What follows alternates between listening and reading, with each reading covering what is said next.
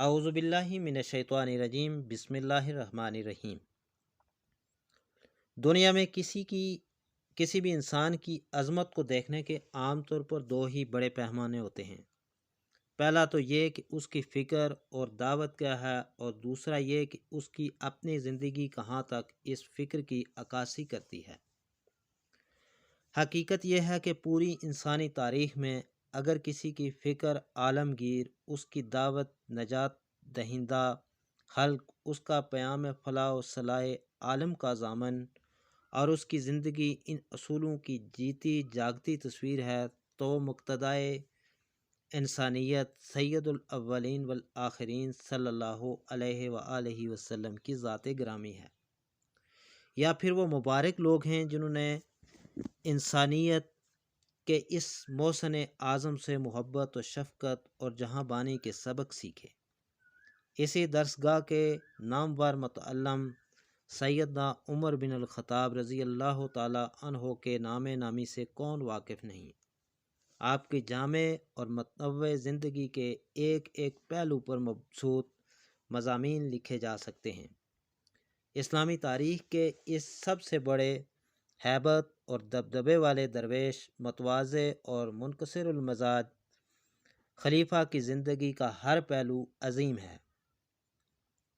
ہم آپ کے بعض حکیمانہ مقولے اس ویڈیو میں آپ کے ساتھ شیئر کریں گے، جو آپ کی جامع اور کامیاب زندگی کا راز اور لب لباب ہیں۔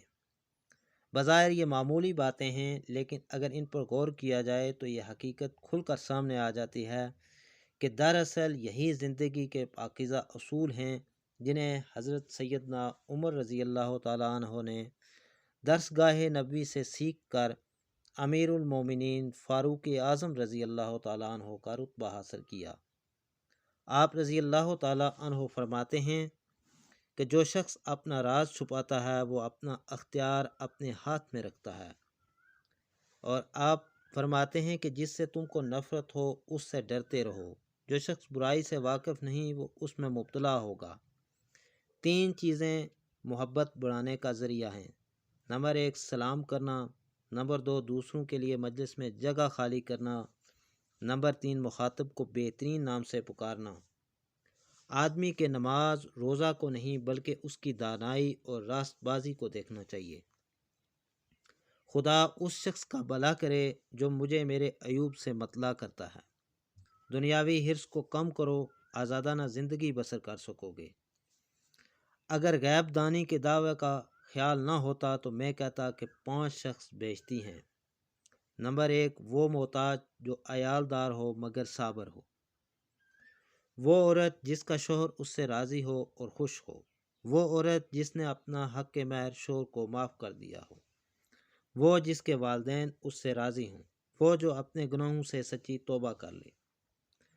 مقدمات کا فیصلہ جلد کرنا چاہیے، ایسا نہ ہو کہ دیر کے سبب انصاف کی افادیت ہی ختم ہو کر رہ جائے۔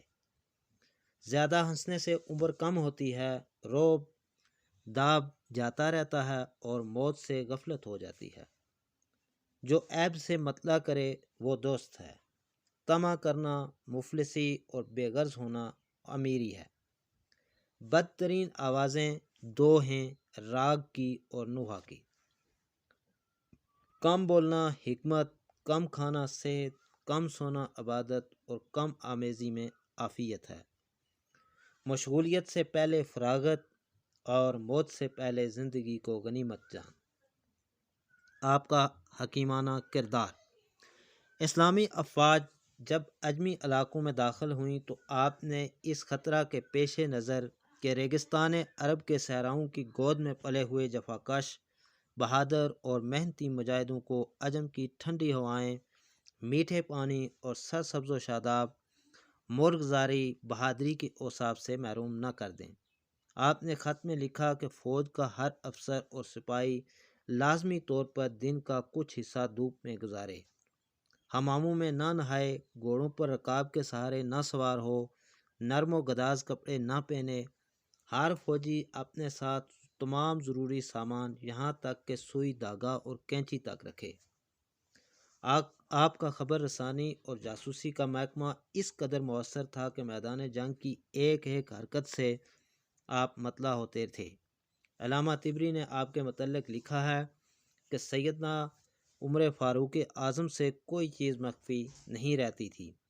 آپ کی زندگی کا ایک رخ یہ ہے کہ روم شام پر فوجیں بھیجی جا رہی ہیں، کیسر و کسرا کے سفیر باریاب ہو رہے ہیں، خالد و امیر معاویہ سے باز پرس ہو رہی ہے، سعد بن ابی وقاص، ابو موسیٰ اشعری اور عمرو بن العاص کے نام احکام و فرامین لکھے جا رہے ہیں، اور دوسرا رخ یہ ہے کہ بدن پر جو کرتا ہے اسے 14 پیوند لگے ہوئے ہیں، سر پر پھٹا ہوا امامہ ہے، پاؤں میں ٹوٹی پھوٹی جوتیاں ہیں، اور اس حالت میں بھی مشک اٹھا کر بیوہ عورتوں کے گھروں کا پانی بھرنے جا رہے ہیں، یا کہیں زمین پر اینٹ سرانے رکھ کر آرام کر رہے ہیں۔ آپ کے گھر کا یومیہ خرچ 2 درہم تھا۔ ایک دفعہ حضرت علی رضی اللہ تعالیٰ عنہ علاقہ شام سے واپس آئے تو آپ تنہا ہو کر لوگوں سے حالات دریافت کرنے لگے۔ اس اثناء میں آپ ایک بڑھیا کے پاس سے گزرے اور اس سے اس کا حال دریافت کرنے لگے۔ بڑھیا نے پوچھا، عمر کا کیا حال ہے؟ آپ نے کہا، وہ ابھی شام سے واپس آئے ہیں۔ بڑھیا نے کہا، اللہ تعالیٰ جل جلالہ میری طرف سے انہیں جزائے خیر نہ دے۔ حضرت عمر نے پوچھا، کیوں؟ بڑھیا نے کہا، جب سے وہ خلیفہ ہوئے ہیں مجھے بیت المال سے 1 پیسہ نہیں ملا۔ آپ نے فرمایا، عمر کو تیرا حال کیا معلوم؟ اس نے کہا، آپ نے یہ کیا کہا؟ وہ جو شخص خلیفہ رسول ہو اور اسے یہ معلوم نہ ہو کہ مشرق و مغرب کے درمیان کیا ہو رہا ہے۔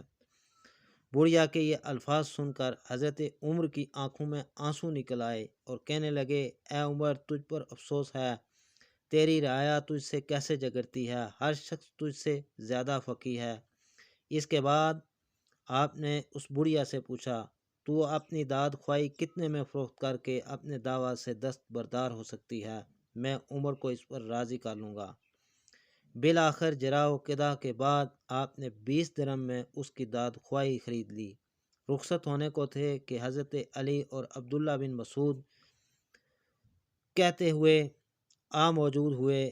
آپ نے تحریر اس طرح لکھی کہ یہ تحریر ہے اس امر کے متعلق کہ عمر نے فلاں بڑھیا سے اپنی ابتدائی خلافت سے اب تک اس کی داد خواہی 20 درہم میں خرید لی۔ اب اگر وہ قیامت کے دن اللہ تعالیٰ کے حضور دعویٰ کرے تو میں اس سے بری ہوں۔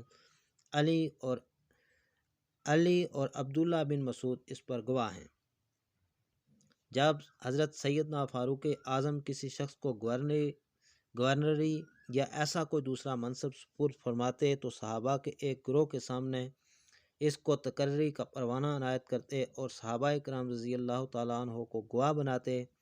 ہر عمل سے عہدہ لیا جاتا تھا کہ ترکی گھوڑے پر سوار نہ ہوگا، باریک کپڑے نہ پہنے گا، چھنا ہوا آٹا نہ کھائے گا، دروازے پر دربان نہ رکھے گا، اہل حاجت کے لیے دروازہ ہمیشہ کھلا رکھے گا۔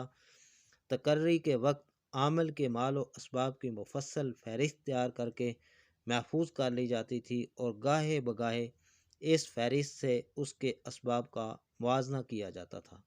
تمام اعمال کو حکم تھا کہ ہر سال حج کے موقع پر حاضر ہوں۔ حج کی تقریب میں اطراف و اکناف کے لوگ موجود ہوتے تھے۔ اس موقع پر حضرت عمر اعلان فرمایا کرتے تھے، جس شخص کو کسی عمل کے خلاف کوئی شکایت ہو وہ پیش کرے۔ چنانچہ بعض اوقات اعمال کے خلاف معمولی شکایتیں پیش ہوتیں اور تحقیقات کے بعد انہیں رفع کیا جاتا۔ آپ کے محکمہ احتساب کے چیف محمد بن مسلمہ بلا خوف لومۃ لائم اعمال کا احتساب کرتے تھے۔ یہ تھی حضرت عمر رضی اللہ تعالیٰ عنہ کی بے مثال بادشاہت۔ آپ کا کردار اس حقیقت سے انکار نہیں کیا جا سکتا کہ حضرت سیدنا عمر رضی اللہ تعالیٰ عنہ نے جہاں حکمرانی اور سلطنت کے لیے مثالی اصول وضع کیے، بعینہ وہاں آپ نے اسلامی طرز معاشرت، سادگی، تواضع، مساوات، عدل اور اخوت کا پیکر بن کر ثابت کیا کہ دین فطرت میں حکمرانی دراصل خدمت خلق کا نام ہے۔ آپ کی مثالی زندگی ہر دور کے حکمرانوں کے لیے مشعل راہ ہے۔ اے کاش دنیا کے مسلمان حکمران اپنے اس عظیم قائد کی زندگی کو اپنا آئیڈیل بنا کر چلیں تو آج بھی وہ اپنے اپنے ممالک کو امن و سکون، خوشحالی اور مسرت کا گہوارہ بنا سکتے ہیں۔ اجازت دیجیے، اللہ حافظ۔